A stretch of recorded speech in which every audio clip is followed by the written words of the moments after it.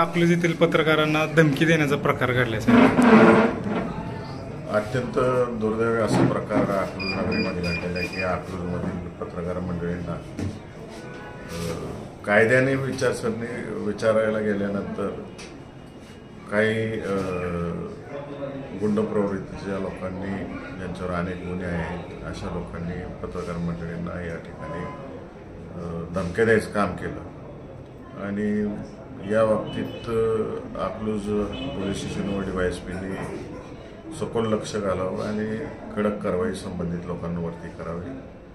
आणि जर अशी काही पद्धतीची कारवाई नाही झाली तर निश्चितच माळशिरस तालुक्यातील सर्व पत्रकार बांधव आणि आम्ही लोकप्रतिनिधी या नात्यानं यामध्ये खोलात लक्ष घालून योग्य ठिकाणी पत्रकार बांधवांना न्याय कसा मिळवून देता येईल या दृष्टिकोनातून आम्ही त्यांच्या पाठीशी उभं राहू.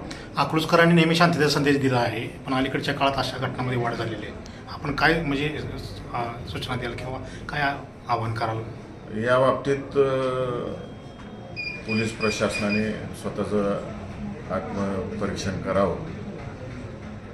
माळशिरस तालुक्याचे आमदार उत्तमराव जानकर साहेबांनी आमसभेमध्ये माळशिरस तालुक्यात जे अवैध धंदे चालू आहेत त्या बाबतीत मोठ्या प्रमाणावरती आवाज उठवला, विधानसभेतही आवाज उठवला.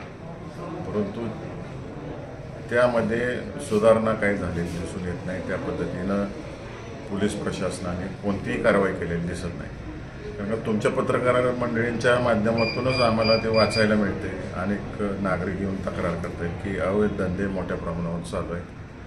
आणि खालचा जो स्टाफ आहे बऱ्याच पोलीस स्टेशनमधला, यांची बऱ्याच जणांची पार्टनरशिप या अवैध धंद्यांमध्ये मोठ्या प्रमाणावर दिसून येते. ज्या दिवशी पुरावे हातात येतील ते पुराव्यासहित SP आणि IGकडे आम्ही ते सादर करू.